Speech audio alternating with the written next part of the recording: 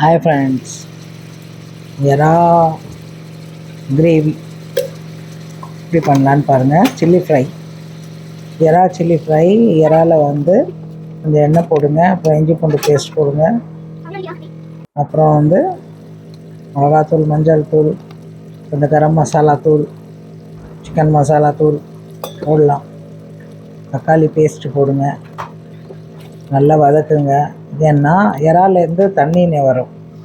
அந்த தண்ணி வந்து சுண்டுனா தான் ஸ்மெல் நல்லாயிருக்கும், ப்ளஸ்ஸு டேஸ்ட்டும் நல்லாயிருக்கும். கொஞ்சம் உப்பு போடுங்க, கொஞ்சம் தயிர் போடுங்க. தண்ணி ஊற்றாதீங்க, அதிலே தண்ணி வரும்.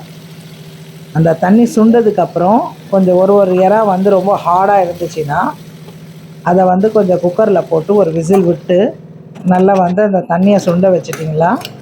நான் சின்ன குக்கரில் போட்டு கொஞ்சம் ஒரு விசில் விட்டேன். டேஸ்ட்டு சூப்பராக இருந்தது.